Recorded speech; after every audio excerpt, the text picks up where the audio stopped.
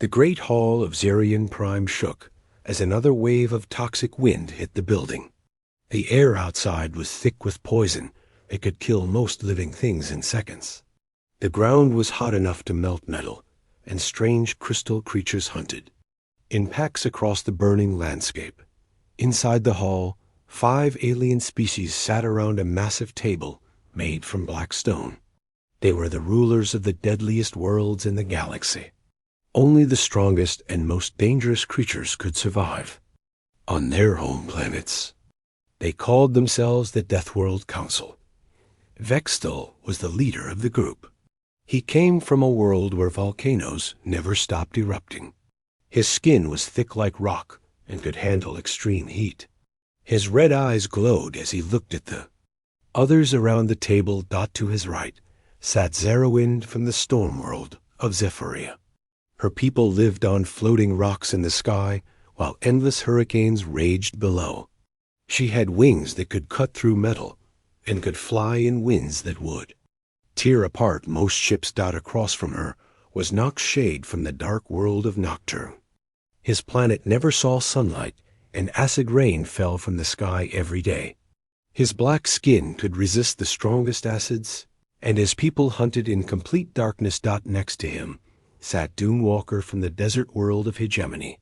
His world had sandstorms that could think and hunt. As sand was so hot it could burn through armor, and water was more valuable than gold. The last member was Void, born from a planet near a dying star. Deadly radiation covered his world, and only his people could survive there. His body glowed with a strange light that hurt to look at. These 5 species met once every year to divide up territory and resources. They also liked to remind each other how much stronger they were than the soft species that lived on easy planets. "The meeting will begin," Vextal said in a voice like grinding rocks. "We have much to discuss about the weak races that keep asking to join our territories." The others nodded. They enjoyed talking about how pathetic other species were compared to them. Suddenly, a bright light appeared in the center of the table. It was a message from somewhere far away in space. The aliens looked at each other in surprise. No one was supposed to contact them during their private meeting. "What is this?" Zerawind asked, her voice sounding like wind through broken glass. Vexthal touched the light with one thick finger. A hologram appeared showing a strange creature they had never seen before. It had pale skin, small eyes, and looked very weak. It was standing in what looked like a clean, bright room. "Greetings," the creature said in a pleasant voice. "My name is Ambassador Jack Turner. I represent the human species from the planet Earth. We have heard about your great council and would like to attend your summit." The 5 aliens stared at the hologram in shock. Then Noxshade started to laugh. It was a sound like metal scraping against stone. Soon all of them were laughing. "Did you see how soft it looks?" Dunewalker said between laughs. "Its skin is so thin you can see blood vessels underneath. And those tiny eyes," Zerawind added. "How can it see anything? Our younglings have better vision." "Look at its environment," Voidborn pointed out. "Everything is so clean and bright. There is no danger anywhere. It probably lives on one of those garden worlds where nothing can hurt you." Vextal stopped laughing and looked more carefully at the message. "It wants to come to our summit, here, on Zerion Prime." "Impossible," Noxshade said. "That soft thing would die the moment it stepped outside its ship. The air here would burn its lungs. The heat would cook its flesh. The crystal, hunters would tear it apart. Unless it brings some kind of protective suit," Dunewalker suggested. "But even then, it would be helpless." Vextal thought for a moment. A cruel smile spread across his rocky face. "I have an idea. Let us invite this human to our summit." The others looked at him in surprise. "Think about it," Vextal continued. "We can show the entire galaxy what happens when weak species try to challenge us. When this human dies on our world, Every other soft race will know to stay away from us. But what if it does not come? Zarawind asked. Even better, Vexthil replied. If it refuses our invitation, we can spread word that humans are too weak even to visit a proper Deathworld. Either way, we win. The idea excited all of them. They had grown bored with their usual meetings. Having a weak creature to torment would make this summit much more interesting. I will send the reply, Vexthul decided. He activated the communication system and began to speak. Human Ambassador Jack Turner, he said in his most formal voice. The Deathworld Council accepts your request to attend our summit. We will send you the coordinates for Zerion Prime. Be warned that our world is dangerous. We will not be responsible for any harm that comes to you. He ended the message and looked at the others. Now we wait. Either this human will be too scared to come, or it will provide us with entertainment when it dies. How long do you think it will survive? Noxshade asked. I give it 10 seconds after leaving its ship, Dunewalker said. Too long, Zarawind disagreed. 5 seconds at most. You are all being too generous, Voidborn said. The moment it breathes our air, it will be finished. They spent the rest of their meeting planning how to make the human's death as visible as possible to the galaxy. They wanted everyone to see what happened to weak species that tried to challenge the strong. 3 days later, they received another message. It was from the same human, Jack Turner. Thank you for your invitation, he said with a smile. We are honored to attend your summit. Our ship will arrive at Zerion Prime in 5 days. We look forward to meeting you all. The 5 aliens looked at each other in amazement. The human was actually coming. This was going to be even more fun than they had thought. Prepare the cameras, Vexthul ordered. I want the whole galaxy to see this. The human ship appeared in the sky above Zerion Prime like a silver dot against the red clouds. The 5 members of the Deathworld Council stood on the landing platform, watching through the thick glass of their protective shelter. Camera drones floated around them, ready to record what they expected to be a very short visit. There it is, Vexthul said, pointing one thick finger at the approaching vessel. The U's Horizon. Such a peaceful name for a ship coming to a Deathworld. The ship was smaller than they had expected. It looked clean and simple, nothing like the heavily armored vessels that other Deathworld species used. There were no visible weapons, no thick armor plating, and no radiation shields. Look how thin the hull is, Zarawind observed. One crystal hunter could tear through that metal like paper.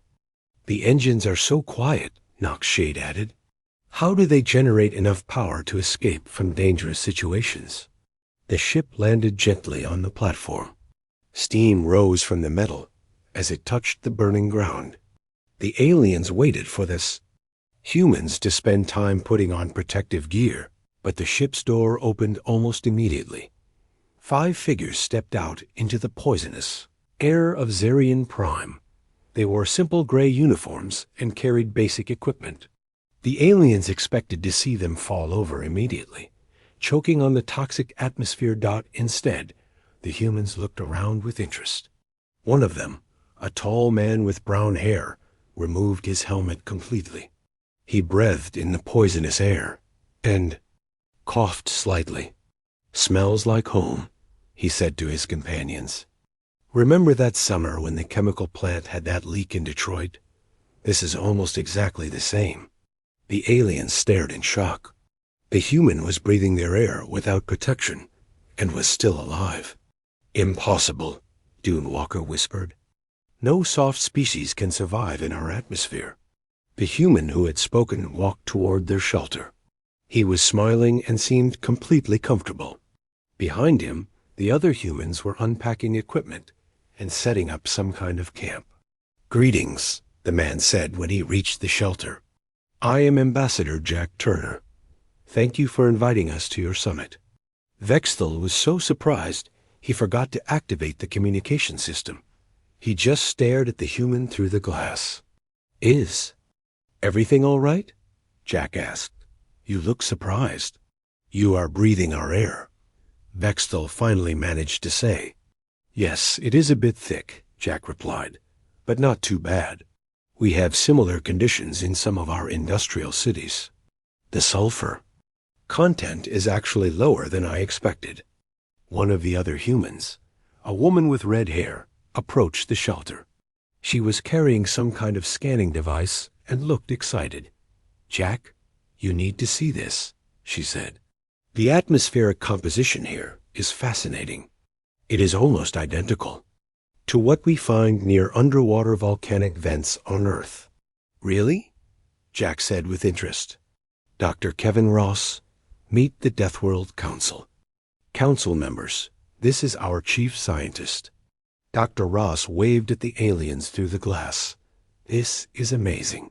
Your planet has created a perfect environment for extremophile organisms.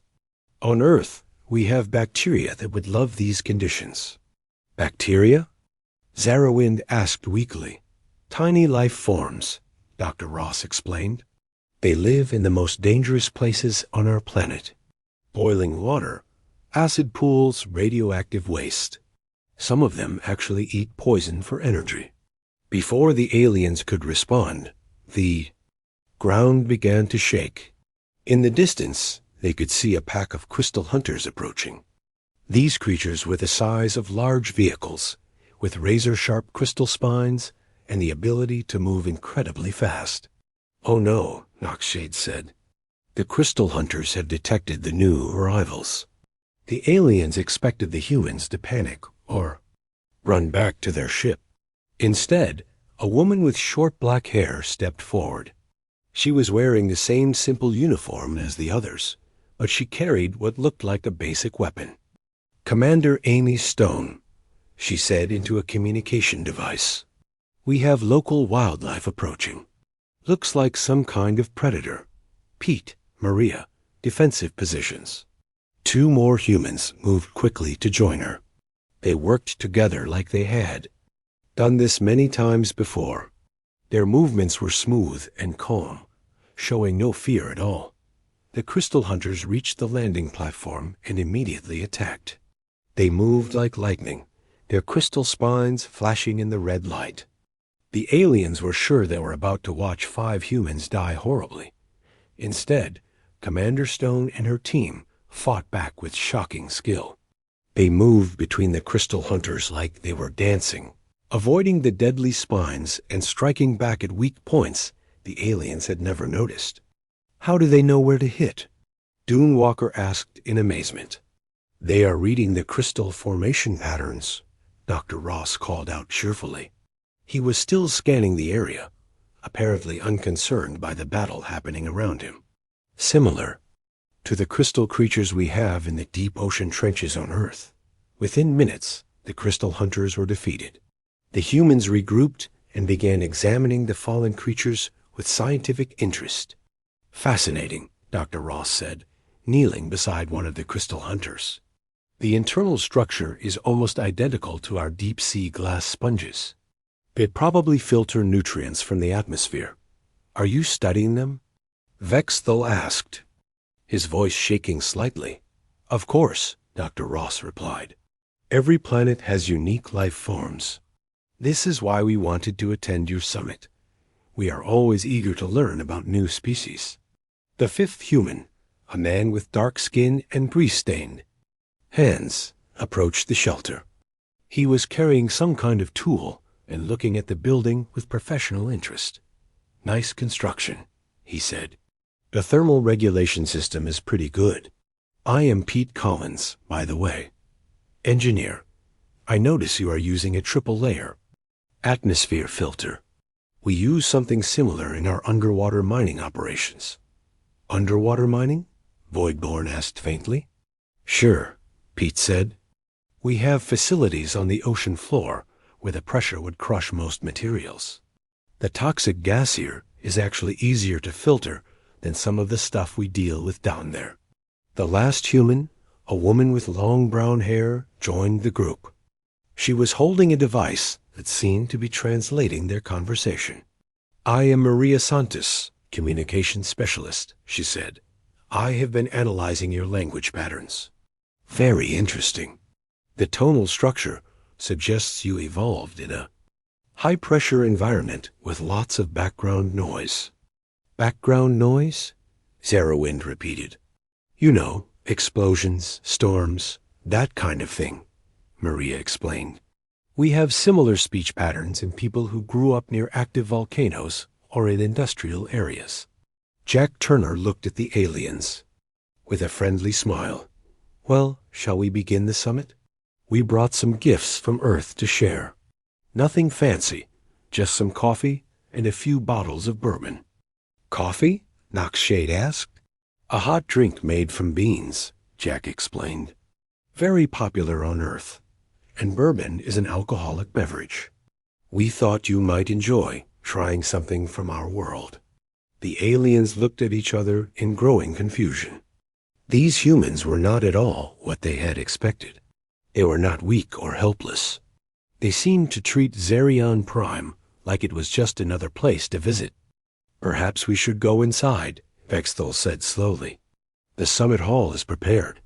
Excellent, Jack said. We are looking forward to learning more about your worlds. Dr. Ross has prepared a presentation about Earth that we think you will find interesting. As the humans gathered their equipment and prepared to enter the building, the aliens realized they might have made a serious mistake.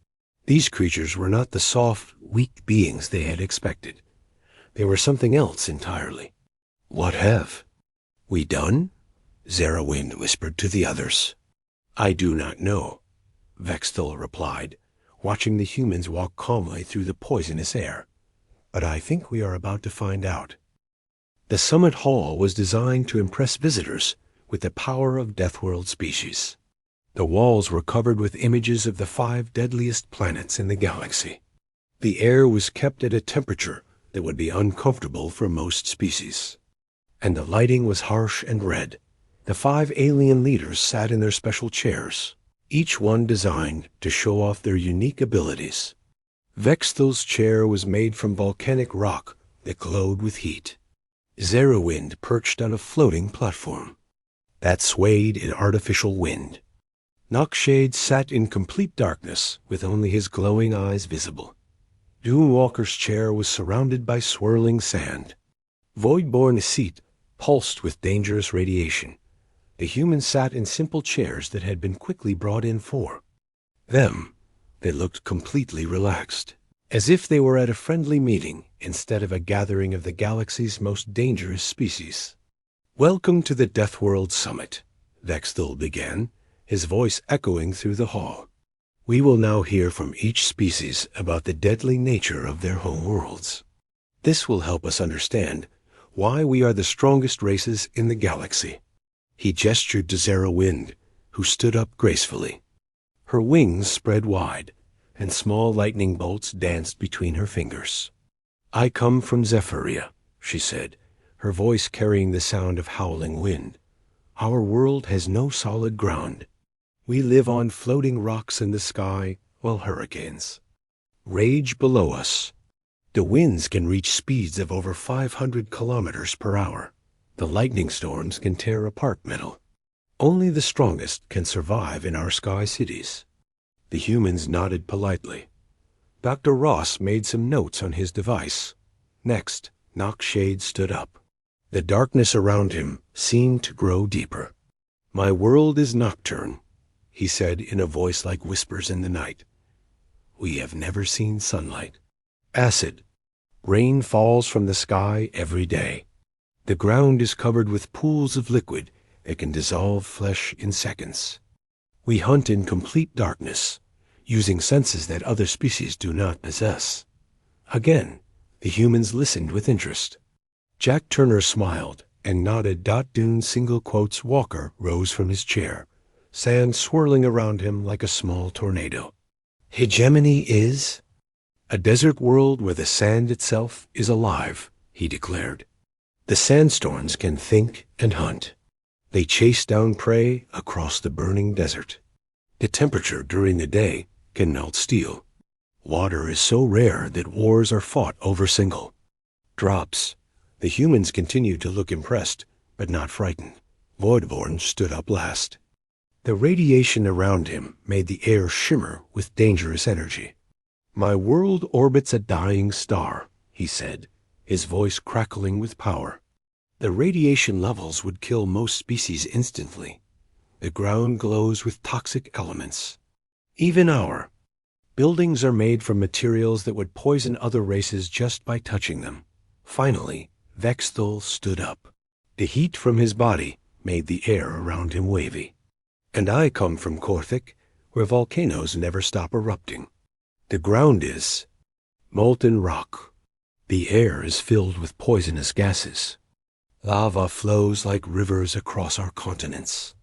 Only the strongest can survive in this environment." All 5 aliens looked at the humans expectantly, waiting to see fear or amazement in their faces. Instead, Jack Turner clapped his hands together. "Wonderful presentations," he said cheerfully. "Your worlds sound fascinating. Now, let me tell you about Earth." Dr. Ross stood up and activated a holographic display. The image showed a blue and green planet that looked peaceful and beautiful. "This is our home," Dr. Ross began with enthusiasm. "Earth is a ball of molten rock covered by a thin crust that constantly moves and cracks. The inside is so hot that it melts metal."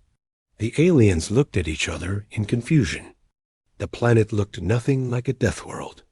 "The surface is covered with water," Dr. Ross continued. "This water contains salt, which is poisonous to many life forms. The concentration is so high that drinking it will kill you. But it looks so peaceful," Zarowin said uncertainly. "Oh, it is not peaceful at all," Dr. Ross replied happily. "The water is constantly moving in massive storms. We have hurricanes that can destroy entire cities, tsunamis that can wash away mountains. The weather changes so quickly that the temperature can drop 50 degrees in a single day." Pete Collins stood up and pointed to the hologram. "The atmosphere is 21% oxygen, which is highly explosive. It causes metal to rust and decay. The air pressure changes constantly, which affects all life forms. The ground moves," Maria Santos added. "Earthquakes happen when the rock plates shift. Volcanoes explode without warning. Mountain ranges rise and fall over time." The aliens were starting to look uncomfortable. "And the life forms," Dr. Ross said excitedly. "Earth is covered with creatures that have evolved to kill each other. We have bacteria that can eat through metal, plants that are poisonous to touch, animals with venom that can kill in seconds. We evolved alongside predators," Commander Stone explained. "Large cats with teeth like knives, bears that can crush bones with their jaws, snakes that can kill with a single bite. Our ancestors had to fight for survival every day." "But surely you have safe places?" Noxshade asked weakly. "Not really," Jack Turner said with a laugh. "Even our safest areas have dangers. We have insects that carry deadly diseases, spiders with poison that can kill an adult human, fish in our oceans that can electrocute you or inject you with toxins." Dr. Ross brought up more images. "We have deserts where the temperature can reach 70 degrees Celsius, frozen areas where the cold can kill you in minutes, jungles where the humidity and heat make it almost impossible to breathe. The deep ocean," Pete Collins added, "has pressure so intense it would crush your body instantly. Yet we have creatures living down there in complete darkness, eating chemicals that would kill surface dwellers." "And then there are the disasters," Maria Santos said cheerfully. "Every few thousand years, a giant rock from space hits our planet and kills most of the life forms. We have had 5 major extinction events, but life always comes back stronger." The aliens stared at the humans in growing horror. "Ice ages," Dr. Ross continued. "Periods where most of the planet freezes for thousands of years. Supervolcanic eruptions that can change the climate for decades. Solar radiation that can cause cancer. Wait, Vexthel interrupted, his voice shaking. If your world is so dangerous, how do you survive?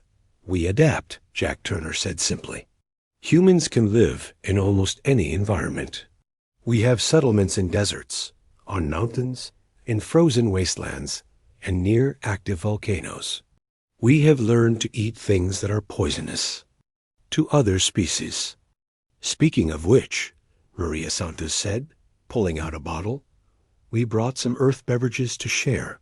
This is bourbon. It is made from plants and aged in burned wood. It contains alcohol, which is technically a poison, but we drink it for pleasure. She poured the liquid into small glasses and offered them to the aliens. The smell alone made them step back.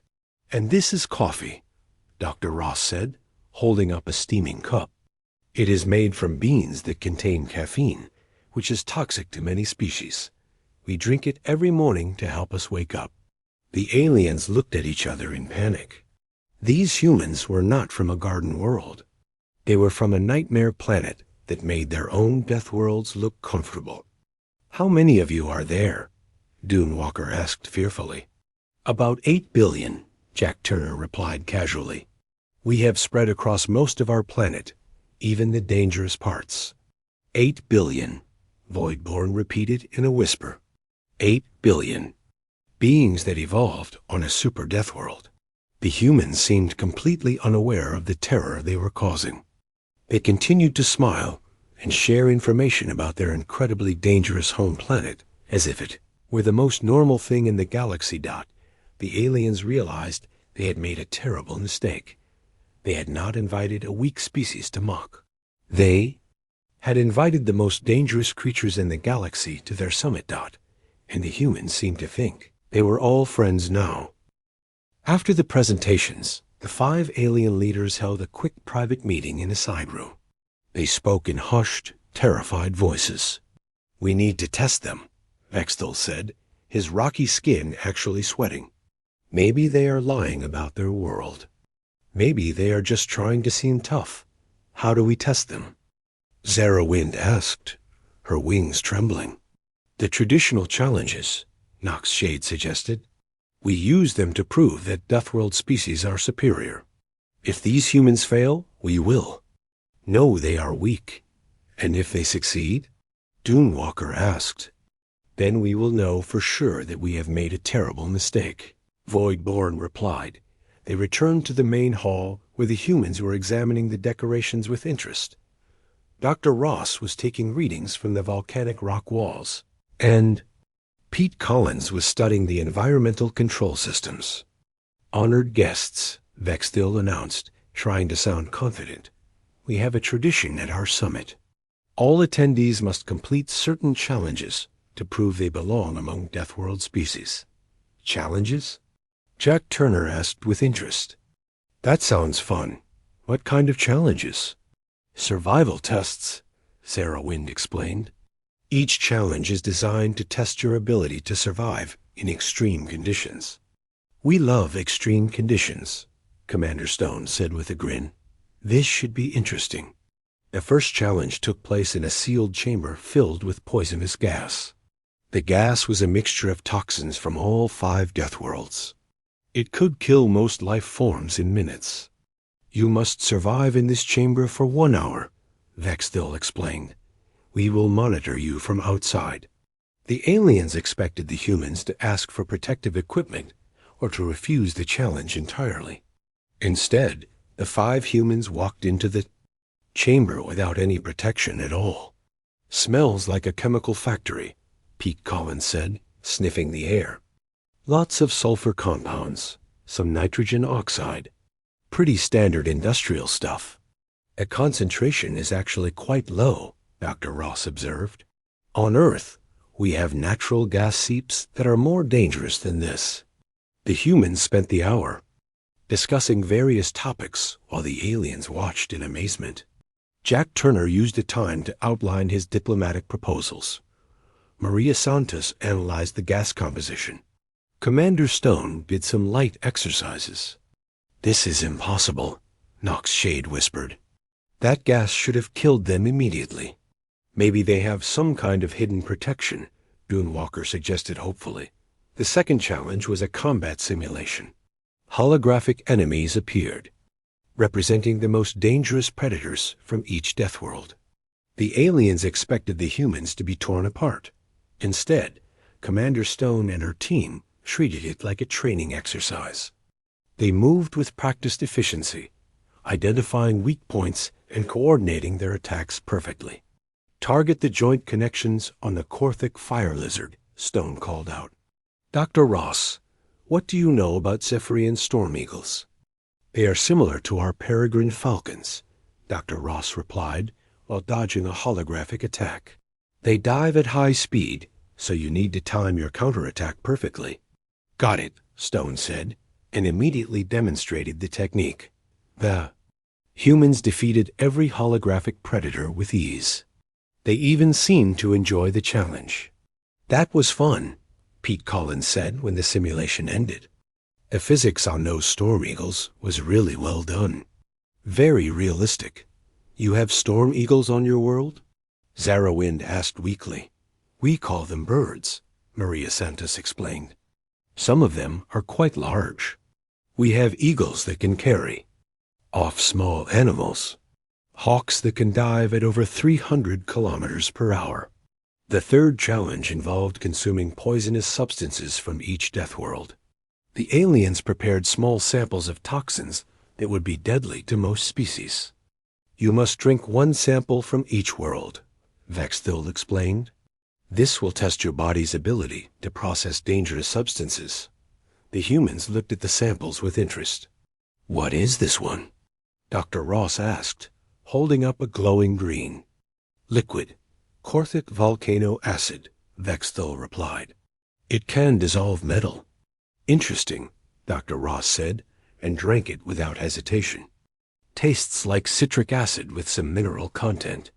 We have similar compounds in our citrus fruits."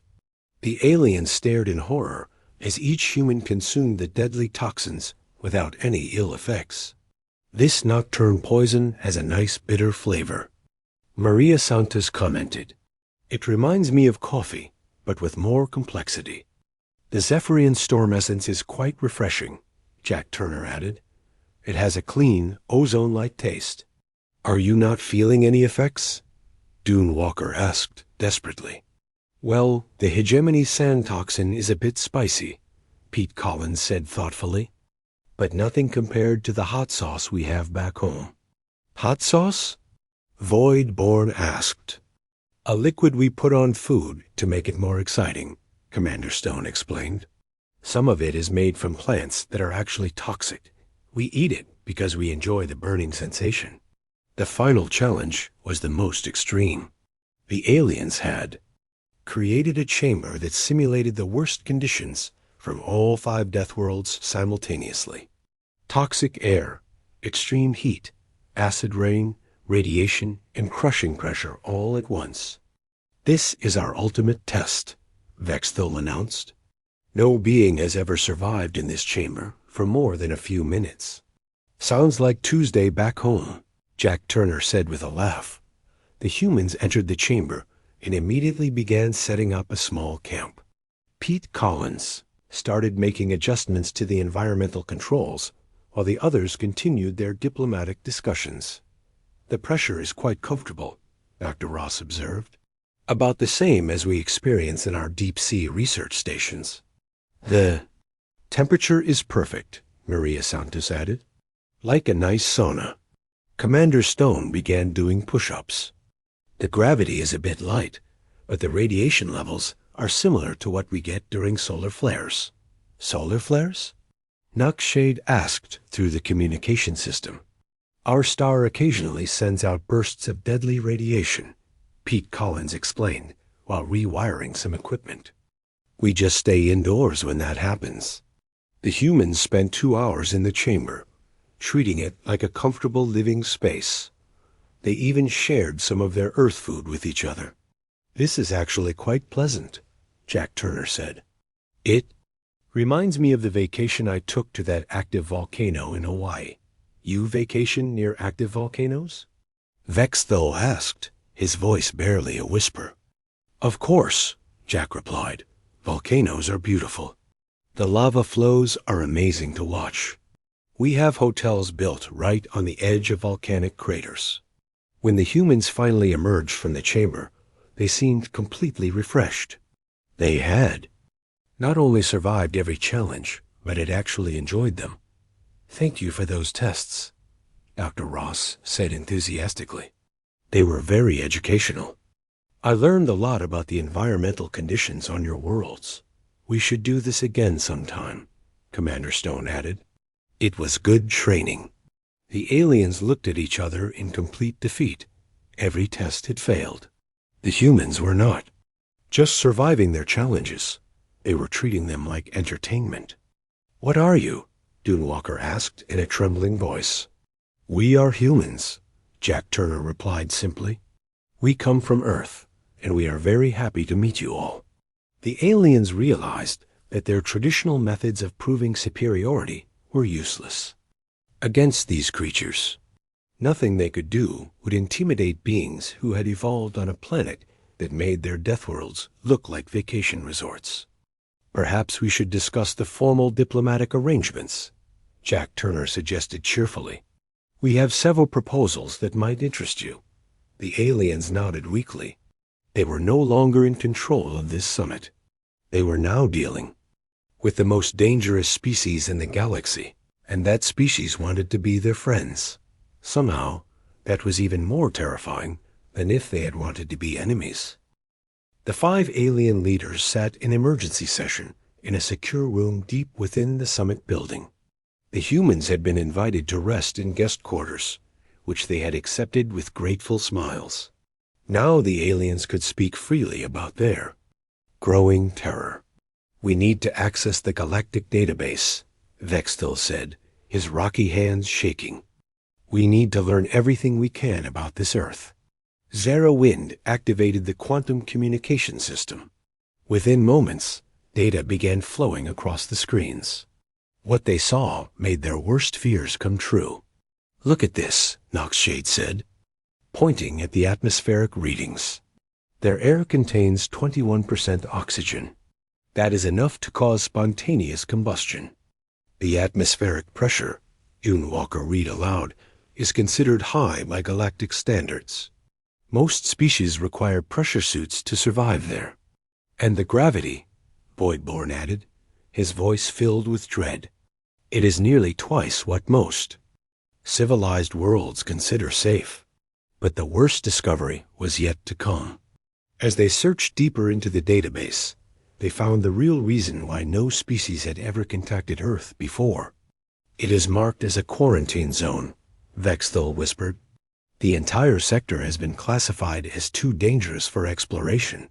There are warnings here, Zara Wind said, reading from the screen. Extreme gravity, toxic atmosphere, deadly radiation. From the local star, violent weather patterns, unstable geology. Listen to this, Noxshade said, his voice barely audible. Warning. This system contains a world with active biological warfare between multiple species. The dominant species has survived 5 mass extinction events and shows signs of extreme adaptability. Biological warfare? Dunewalker asked. The life forms attack each other constantly, Voidborn explained. They have evolved to be killers.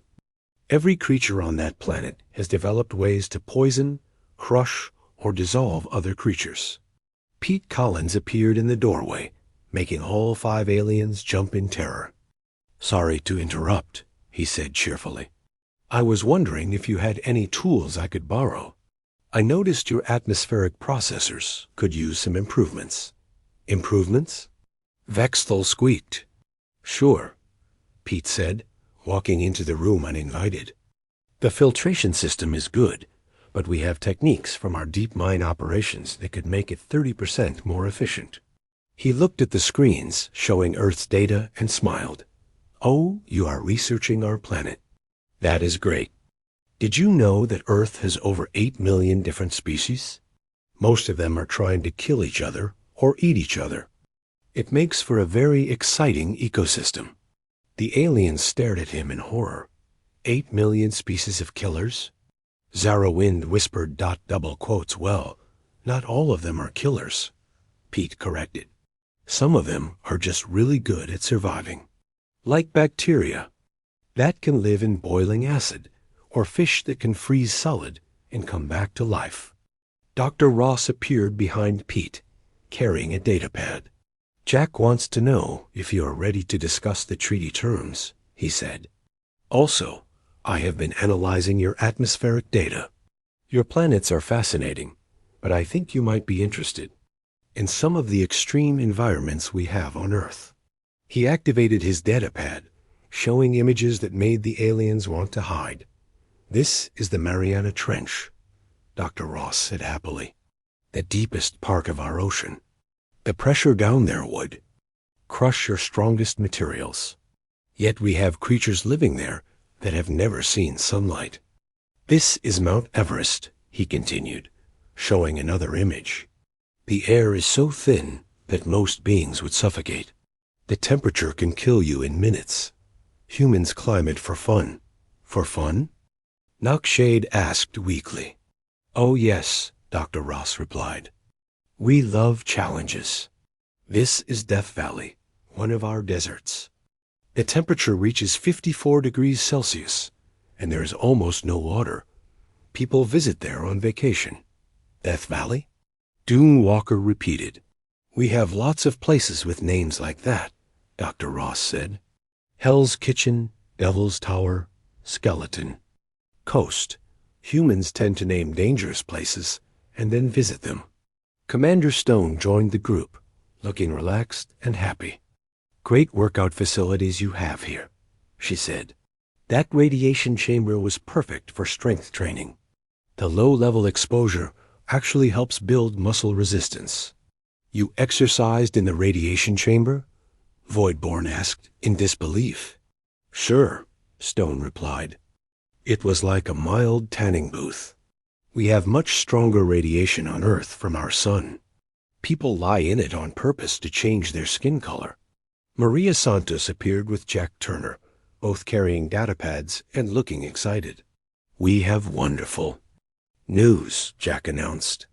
We have prepared a comprehensive treaty proposal.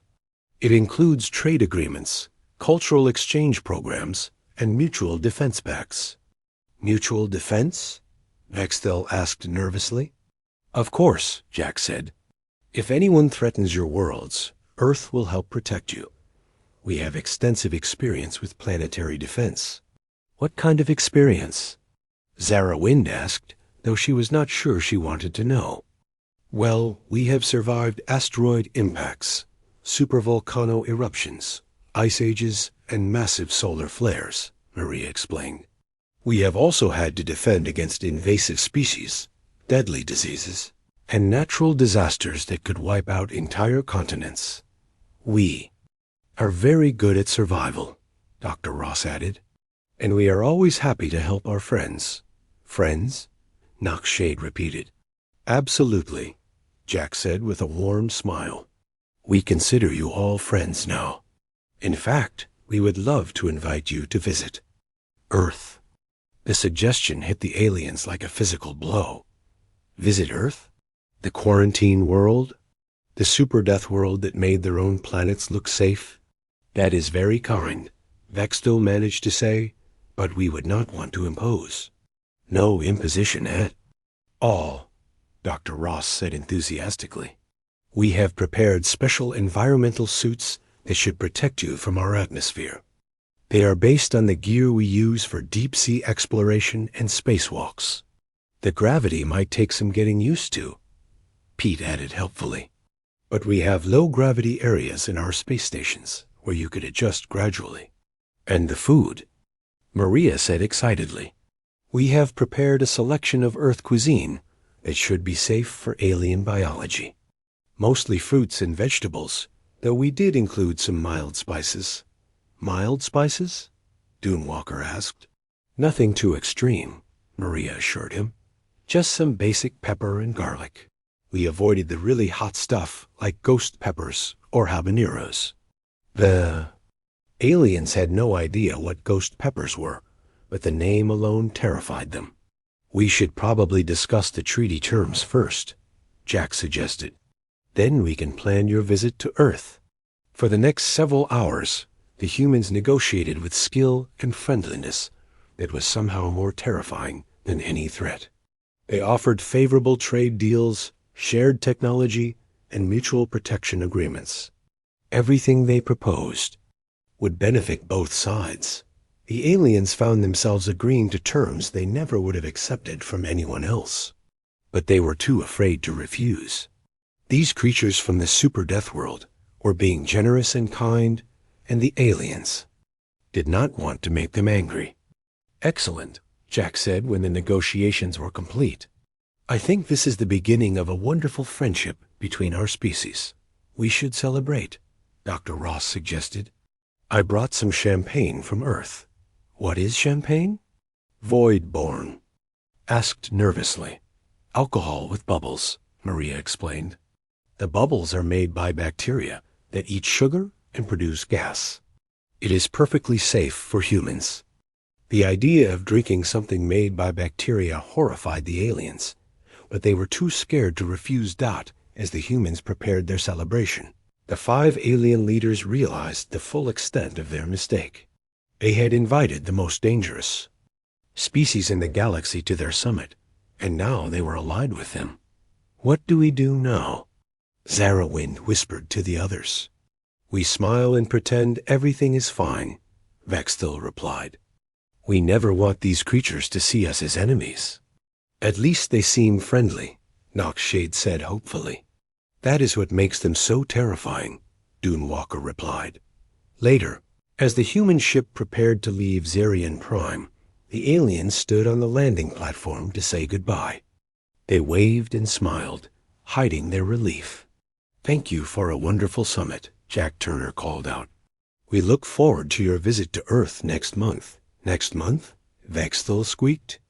Did we not mention that? Dr. Ross said. We have already prepared accommodations for you. It will be so much fun to show you our world. As the U.E. Horizon lifted off into the poisonous sky, Captain Lisa Hayes spoke to her crew over the communication system. Well, that went better than expected, she said. They seemed like nice people, though a bit nervous. They probably are not used to visitors, Jack replied. We should make sure Earth is extra welcoming when they visit. Maybe we can take them to see Yellowstone or the Grand Canyon. Good idea, Dr. Ross agreed, though we should probably avoid the more extreme locations. They seemed a bit delicate. Back on Zerion Prime, the 5 alien leaders were already drafting emergency protocols to ensure that humans remained happy and far away from their own worlds. They also began planning ways to avoid their upcoming visit to Earth. But deep down, they knew they would have to go. They were now allied with the most dangerous species in the galaxy, and they could not afford to offend them. The Deathworld Council had learned a valuable lesson. Sometimes the most dangerous predators are the ones that smile and offer to be your friends.